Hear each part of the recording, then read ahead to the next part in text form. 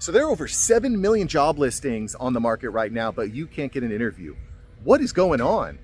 The answer is artificial intelligence has completely disrupted the job market, not just from a skills assessment, but from how hiring and firing and applying works. Everything has been disrupted. But look, you don't need to just take my word for it. The Wall Street Journal had a really interesting article this week where they say that navigating the jungle of online job postings is completely insane. And they say this, which is just such a great way of putting it. Hitting apply on a job board is just like launching your resume into the digital abyss. Recruiters are increasingly frustrated by the flood of AI-generated low-quality submissions clogging the applicant tracking system. Guys, everything has been changed. And today we're going to cover exactly what's happening in the job market with artificial intelligence and job listings. You're going to love this. We're going to talk about fake job listings. It is going to blow your mind what is happening. So we're going to talk about that. And then at the end, we're going to kind of summarize how you can actually stand out and get an interview and get hired in this job market, because artificial intelligence, just like everything else, is completely taking over. Artificial intelligence changes everything. That's what this channel is about, by the way. And if you want to stay relevant, respected, and financially free, this is definitely the time to smash like, hit subscribe, so you can keep in with the latest news, because AI is changing everything. I am obsessed with it. And quite frankly, I'm just honored that I can have a few minutes of your time and chat with you in the comments on this channel, because my wife is tired of me talking about artificial intelligence all the time. It is all I live, breathe, and think about. It's kind of becoming a problem. At any rate, I'm just really thrilled that I could get on here and just kind of share exactly what's happening, because it is blowing my mind. It's blowing the minds of me, my clients, everything that I'm doing is infused. It's just crazy. So how is AI taking over that job application process? Well, in a few different ways. Both candidates and employers are using AI, and it's creating this kind of like AI feedback loop where your AI is speaking to their AI and vice versa. It's Chris Do earlier this year had an interesting tweet where he said 2025 is the year that AI bots will be doing all the communication with each other, and that is essentially what's happening. It's happening on social media, and it's happening in the job market alike. So what's happening here on one end is job seekers are deploying these AI tools to draft resumes and auto-submit applications. And it's just so crazy how easy it is to actually craft an AI agent. If you're using chatgpt, you can just put it into agent mode and start doing all kinds of crazy stuff. So I'll give you an example. Well, we'll get into it at the end of the video, actually. But essentially, you can create AI agents to go out, find jobs, apply for jobs, get into communications, schedule meetings on your appointment calendar. It is all possible right now. So all you people out there who say that AI doesn't matter and it's all hype, this is what is possible now. Can you imagine where it's going to be in a year? Holy smokes. So what these guys are doing is they're leveraging AI agents to get into interviews. And then in a lot of cases, people that are searching for jobs aren't even interested in the job. They're just clogging up the board, and then maybe they're a scam. It's someone from Malaysia who has an AI deepfake filter over their voice and their face. They want to try to get hired so that they can implement Trojan horses and gather sensitive information about the business. And again, this just creates another barrier, creates additional friction in the hiring system. So when you're trying to get a job interview, and you're trying to get in touch with someone, just realize what you're up against. You're up against seas and oceans of AI agent bots that are clogging up the interview process. So these recruiters have to go through thousands, hundreds of thousands, in some cases millions of resumes in order to actually get on calls. And in fact, this is really changing the process quite a bit. I recorded a video about this the other day. I'll put a link to it here. But McDonald's is using a program called Paradox.ai to do the initial screening of new hires. They have processed, get this, 64 million job applicants. 64 million. And as I dove into it, and again, I'll share the link to that video, as I dove deeper into that story, it's not just McDonald's that's doing it. It's Wendy's, it's Chipotle, it's 7-Eleven. All the companies are doing this. They're using AI to filter through applications. So what's happening here is, again, a complete AI catastrophe where AI is doing the applying for jobs and the AI is being filtered by AI. So what's happened here is it's completely removed the humanization out of the job application process. So the way that you may have applied for a job 5 years, 10 years, 20 years ago is completely different. It's all run by AI now. For better or for worse, you can leave your comments below, but that is what's happening. But it doesn't even stop there, guys. It just goes further down as you go deeper down the rabbit hole, you realize how insane this is. And companies are in some cases not even putting out real job listings. Companies are going out and putting out fake jobs. So not only are you applying for jobs that you want to get, a certain percentage of those are not even real. And get this, this was a survey done by ResumeBuilder that surveyed over 600 hiring managers. Nearly 40% of the companies admitting to posting at least one ghost job in the past year. So you extrapolate that, 40% of the job listings out there are not even real jobs. They're not even hiring for it. So all the time that you're spending to go and search for that job is completely wasted. And again, this I think is why people are turning to AI agents and AI in order to apply faster, because you realize by law of numbers, well, only 6 out of 10 jobs I apply for are even legitimate anyway. Depending on the field that you're in, it could be even higher. I mean, but look, this is not just for like entry-level jobs. These ghost jobs can post, or 63% of these postings are for entry-level, 68% mid-level, 53% senior level. I mean, these guys, these are the numbers of the jobs that these guys are saying that they posted that were ghost jobs. I mean, executive roles, everything from entry level to executive, they're posting them all. So you could be applying as like a CMO for a company and it could be a fake job. It's just crazy. It's absolutely crazy. Here's another analysis of Greenhouse. So Greenhouse analyzed their platform data. This is 2024. This is all probably expanded by now, but in 2024, they showed that roughly 20% of job postings are ghost jobs that were never intended to be filled. Greenhouse reports at least 70% of companies posting at least one such listing in the second quarter of 2024. And it's everything from construction to arts to food service, legal hires. It's just crazy. And guys, in some cases, what you might say, Mark, why the hell are they doing this? The reason is they want to fill their database with employment leads.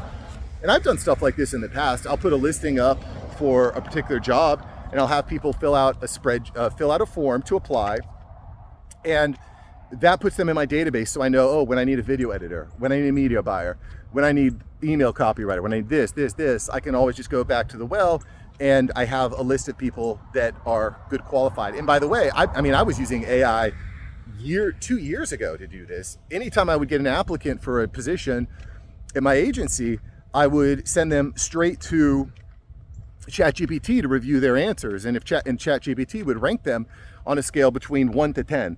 And if they were anywhere under a 6, I just deleted them from my system. I didn't look at them.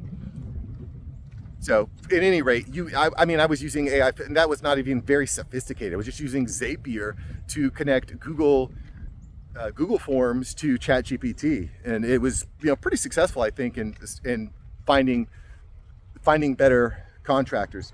At any rate, I think it's important that you understand what you're dealing with when you go and apply for a job. So how are companies actually combating the fake jobs? So we talked about all the fake jobs they're putting out there, but how are companies actually combating the mass wave of AI generated applications? Again, you're sifting through a pile of crap in order to find the diamond.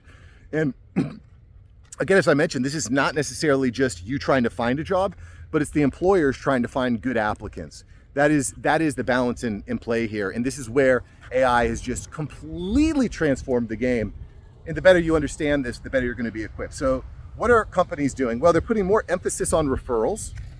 They're conducting deeper reference check. And they're really probing for a couple key features, one of which is curiosity and one of which is adaptability.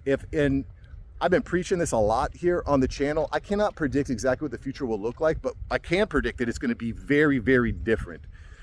So companies, just like you, companies are going to be looking for people that are adapting, testing new things, thinking outside the box, those are very valuable.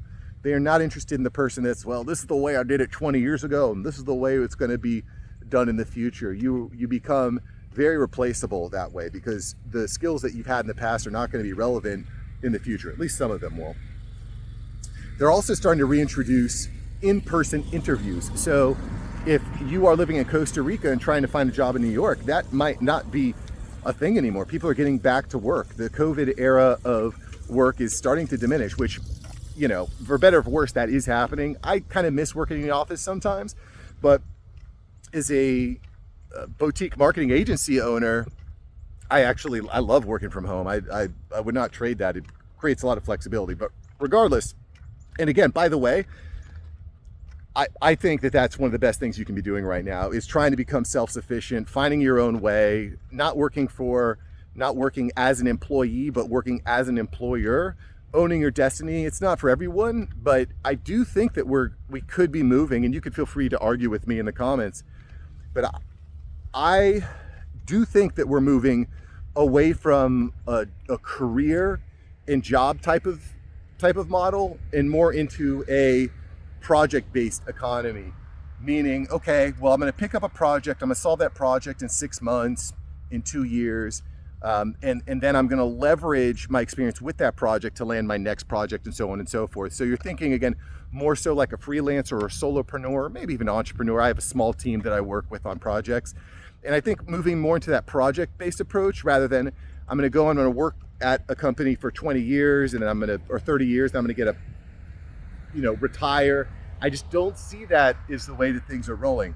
The exception could be maybe if you're in some sort of blue collar field and you just become a master electrician or something like that. There could be a difference there. Regardless, that's my prediction for where things are going, and you may disagree with that. That's fine. You can feel free to call me an idiot in the comments. I do not care, but I'd be interested to read it or reply to it with something snarky. Anyway, I digress. I want to stay back on topic. So we've talked about what's happening. You can't find a job. There's too many job listings out there. You can't, the employees and the job seekers can't get through the weeds. The employers can't weed out the good from the bad and separate the wheat from the chaff. So what do? How do you actually get noticed? What are some actual actionable steps? So the first thing is you make sure to like and subscribe to the channel so you keep up to date with AI. Okay, that's important. Very, very important. You can even subscribe to my newsletter, AIupdate.ai, so you can remain relevant in this workplace, right? It's what men need to do, AIupdate.ai. So the first thing that I recommend is make sure that you're crafting at least a framework around a resume. And that sounds obvious. You should definitely be using ChatGPT to do that. And one of the things that I would recommend, if assuming you're using ChatGPT with some regularity, is leveraging the memory there. One of the things I think is really cool about ChatGPT is it will help you see your blind spots. So just simply asking it, hey, if you were an employer in this field, what would be the things that I could say based on what you know about me that would help me to stand out? And it'll, it's not going to give you a finished, polished product, but again, because ChatGPT has memories, it knows more about you than probably you know about yourself. You can leverage its memory to better craft a breakdown. And so what I would do is again, create not just one stock resume, and we're going to talk more about that here in just a moment, but you're leveraging AI, you're leveraging all of this information about yourself to kind of craft like a cheat sheet. And you can use that cheat sheet to also help create more custom responses and drafts. Okay, so create a great resume, leverage AI to find your blind spots that you may not know. Okay, you also are going to want to look outside the typical job marketplaces. So again, if you're really hungry for a job, you might not necessarily just look on Indeed or Fiverr or LinkedIn jobs. You might go outside and looking at more print jobs, going to events, getting in front of people, guys. Getting in front of people. Again, the key here is you want to stand out. You don't want to be just another number in their employer, in their hiring funnel, okay? You want to stand out. And a good way to do that is to get outside, look in the print ads, look in the classifieds, especially if you're in a niche sector. Okay, look in magazines. Again, we're thinking a little bit outside the box, okay? Things have changed, you need to change. Personalized outreach. So listing hiring managers' personal names, email addresses, helps candidates bypass bots and get noticed. And this is a lot of work. If you're going into LinkedIn and you're just like really, really diving deep, this is a lot of hard work. You can expedite this by using AI agents. And I'm just going to briefly break down a workflow here that you can consider testing out for yourself, or don't. It's up to you. But I want to use AI in everything I do, but I also want to stand out as a human. So what you could do is you can go into ChatGPT and turn on agent mode.